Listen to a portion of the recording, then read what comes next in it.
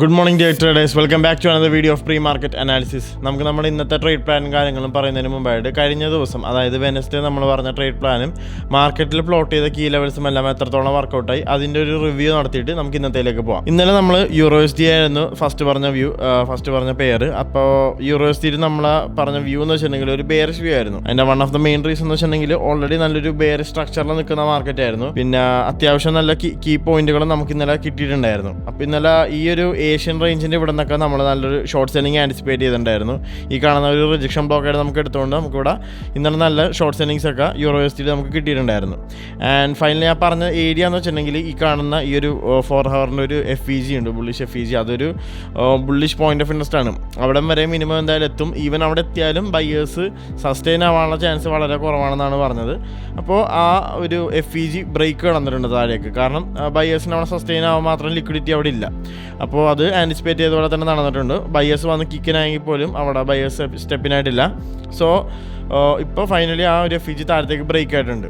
So what's next അടുത്തതായിട്ട് ഇനി പറയാമെന്ന് വെച്ചിട്ടുണ്ടെങ്കിൽ ഇനി അടുത്തൊരു മെയിൻ ലിക്വിഡിറ്റി കാണുന്ന ഏരിയ ഈ ഒരു ഏരിയയിലാണ്. ഇതൊരു ബുള്ളിഷ് പോയിന്റ് ഓഫ് ഇൻട്രസ്റ്റ് ആണ്. ഒരു 4 ഹവർ ടൈം ഫ്രെയിമിലുള്ള ഒരു ഏരിയ ആണത്. അവിടത്തേക്ക് മാർക്കറ്റ് എന്തായാലും ഈ വരുന്ന മണിക്കൂറുകളിലോ അല്ലെങ്കിൽ ദിവസങ്ങളിൽ തന്നെ അങ്ങോട്ടേക്ക് മാർക്കറ്റ് എത്തുന്നതായിട്ട് നമുക്ക് ആൻറ്റിസിപ്പേറ്റ് ചെയ്യാം. സോ ആ രീതിയിലുള്ള ട്രേഡുകളൊക്കെ ആയിരിക്കും മെയിനായിട്ട് യൂറോസ്ഡിയിൽ ഫോക്കസ് ചെയ്യുന്നത്. അതായത് ബെയറിഷ് ട്രേഡുകൾ. ബുള്ളിഷ് ആവാൻ മാത്രം റീസൺസ് ഒന്നും കറൻറ്റ്ലി യൂറോസ്ഡി ഇപ്പോൾ തന്നിട്ടില്ല. We are still bearish on euro USD. And next one is US ഡോളറിൽ നമ്മൾ പറഞ്ഞ വ്യൂ ബുള്ളിഷ് ആയിരുന്നു. അതിൻ്റെ one of the main reason എന്ന് വെച്ചിട്ടുണ്ടെങ്കിൽ 4 ഹവർ ടൈം ഫ്രെയിമിൽ അത്യാവശ്യം നല്ലൊരു ബുള്ളിഷ്നെസ് ഓൾറെഡി നിൽക്കുന്ന ഒരു ഇതായിരുന്നു. പിന്നെ ഈ കാണുന്നത് ഒരു ബുള്ളിഷ് ബ്രേക്കർ ബ്ലോക്കാണ്. ഈ ഒരു ബുള്ളിഷ് ബ്രേക്കർ ബ്ലോക്ക് നമുക്ക് കിട്ടി. അപ്പോൾ അവിടെ നിന്നൊരു മിറ്റിഗേഷൻ നമുക്ക് കിട്ടിയിട്ടുണ്ടായിരുന്നു. ആ ഒരു മിറ്റിഗേഷനിൽ നിന്ന് അവിടെ ബയേഴ്സ് കിക്കിനാവുന്ന കാരണമായിരുന്നു ഡോളറിൽ നമ്മൾ ബുള്ളിഷ് ആയത്. പറഞ്ഞ മിനിമം ടാർഗറ്റ് ഇന്നലെ ഈ ഒരു ലെവലായിരുന്നു മിനിമം ടാർഗറ്റ് ഞാൻ പറഞ്ഞു വെച്ചത്. അത് ഇന്നലെ ഏകദേശം ന്യൂയോർക്ക് ടൈമിൽ തന്നെ അത് ആ ടാർഗറ്റ് അച്ചീവായി. സോ അതിനനുസരിച്ച് നമുക്ക് യൂറോസ്ഡിയിൽ നല്ല short entries USD GBP USD പോലത്തുള്ള കറൻസി ബേസിൽ നല്ല ഷോർട്ട് എൻട്രീസും നമുക്ക് അതിനനുസരിച്ച് കിട്ടിയിട്ടുണ്ട്.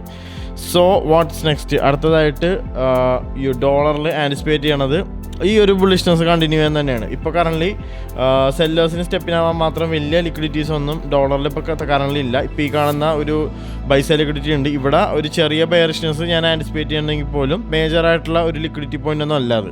അപ്പോൾ അവിടെ വേണമെന്നുണ്ടെങ്കിൽ ഇവിടെ നിന്ന് ചെറിയൊരു ഷോർട്ട്നെസ് കിട്ടിയാൽ പോലും വീണ്ടും ബയേഴ്സ് താഴത്തേക്ക് വന്നിട്ട് ഒരു ഇവിടുത്തെ ഒരു എന്താ പറയുക ഒരു ബൈസൈഡ് ലിക്വിഡിറ്റീസോ അല്ലെങ്കിൽ ഒരു ബുള്ളിഷ് പോയിന്റ് ഓഫ് ഇൻട്രസ്റ്റുകളോ അങ്ങനെ എന്തെങ്കിലുമൊക്കെ ക്രിയേറ്റ് ചെയ്തുകൊണ്ട് മാർക്കറ്റ് ഡോളർ വീണ്ടും പൊക്കത്തേക്ക് ഒരു അപ്വേർഡ് ജേർണി നടക്കുന്നതായിട്ട് നമുക്ക് ഫൈൻഡ് ഔട്ട് ചെയ്യാൻ പറ്റും.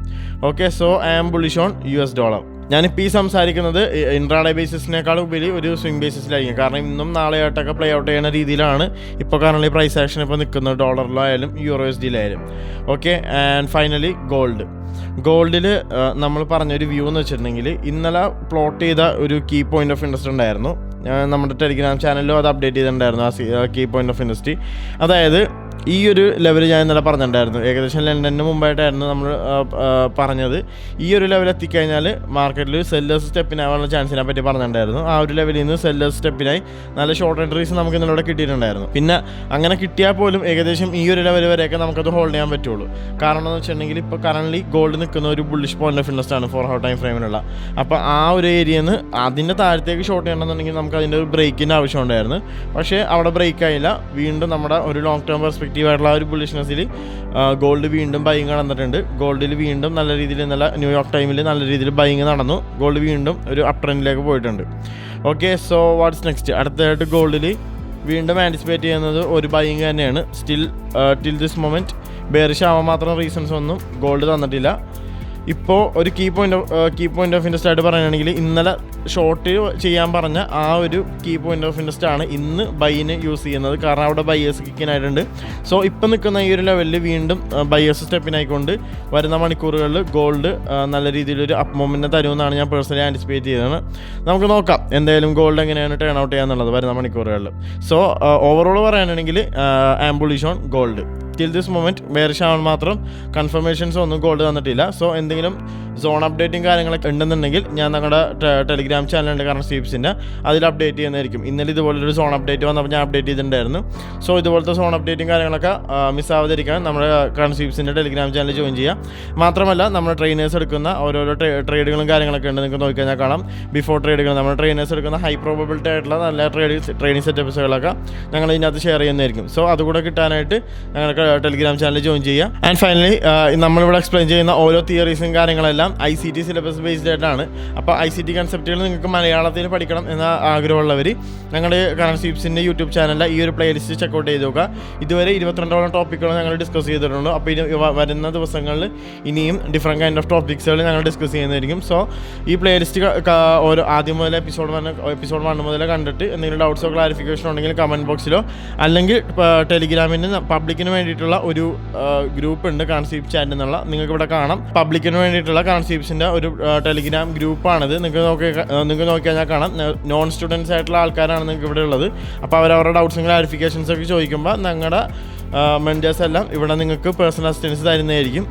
സോ ഇവിടെ ജോയിൻ ചെയ്യുക. എന്തെങ്കിലും ഡൗട്ട്സോ ക്ലാരിഫിക്കേഷനോ ഉണ്ടെങ്കിൽ ഇവിടെ ചോദിച്ചാൽ മതി. ഡെഫിനറ്റ്ലി ഞങ്ങളുടെ മെൻറ്റേഴ്സ് നിങ്ങളെ ഹെൽപ്പ് ഔട്ട് ചെയ്യുന്നതായിരിക്കും. ആൻഡ് ഫൈനലി ഇന്നത്തെ ന്യൂസും കാര്യങ്ങളും നോക്കുകയാണെന്നുണ്ടെങ്കിൽ ഇന്ന് September 3 ആണ്. ഇന്ന് September 3 പറയുകയാണെന്നുണ്ടെങ്കിൽ ഇന്ന് അൺഎംപ്ലോയ്മെൻറ്റ് ക്ലെയിംസും ഉണ്ട്, പിന്നെ PMI സർവീസസും ഉണ്ട്. അപ്പോൾ ഇത് രണ്ടും അത്യാവശ്യം എസ്പെഷ്യലി അൺഎംപ്ലോയ്മെൻറ്റ് ക്ലെയിംസ് അത്യാവശ്യം മൊമെൻ്റ് ഉണ്ടാക്കുന്ന ഒരു ന്യൂസാണ്. സോ ഈ ഒരു ടൈമിൽ ട്രേഡ് ചെയ്യുന്നവർ സൂക്ഷിച്ച് ട്രേഡ് ചെയ്യുക. അത്യാവശ്യം നല്ല മൊമെൻ്റ് ഉണ്ടാക്കുന്ന ട്രേഡാണിത്. ഇന്ന് പിന്നെ മാത്രമല്ല, ഇന്ന് ലണ്ടൻ സെഷൻ ചോപ്പ് ചെയ്യാനുള്ള ഒരു പ്രോബിലിറ്റി ഉണ്ട്. കാരണം ഇന്ന് യൂറോ ജർമ്മൻ ബാങ്ക് ഹോളിഡേ ആണ്. സോ അത്ര വലിയ വോളറ്റിലിറ്റി ഞാൻ ഇന്ന് പേഴ്സണലി യൂറോയിൽ ലണ്ടൻ സെഷനിൽ USDയിലൊന്നും ആൻറ്റിസിപ്പേറ്റ് ചെയ്യുന്നില്ല. നമുക്ക് നോക്കാം. GBPയിൽ ഒരു മൊമെൻറ്റ് നമുക്ക് ഉണ്ടാവും, പക്ഷേ യൂറോയിൽ ഉണ്ടാവാൻ ചാൻസസ് വളരെ കുറവാണ്. ബട്ട് ന്യൂയോർക്ക് ട്രേഡബിൾ ആണ്. ഈ ന്യൂസ് എല്ലാം പ്ലേ ഔട്ട് ചെയ്തതിന് ശേഷം അത്യാവശ്യം നല്ല ട്രേഡുകളൊക്കെ നമുക്ക് ആൻറ്റിസിപ്പേറ്റ് ചെയ്യാം. PMI അൺഎംപ്ലോയ്മെൻറ്റ് ക്ലെയിംസിന് അത്രയും ഈ ഒരു ISM സർവീസസ് PMI അൺഎംപ്ലോയ്മെൻറ്റ് ക്ലെയിംസിന് അത്രയും മൊമെൻറ്റ് ഉണ്ടാക്കിയില്ലെങ്കിലും ഒരു ചെറിയൊരു മൊമെൻറ്റ് ഉണ്ടാക്കാൻ ചാൻസ് ഉള്ള ഒരു ന്യൂസ് തന്നെയാണിത്. Okay, so that's for today. അടുത്ത പ്രീ മാർക്കറ്റ് അനാലിസിസ് ആയിട്ട് കറൻസി ടിപ്സ് നാളെ വരുന്നതായിരിക്കും. So stay tune. Signing off house from currency tips.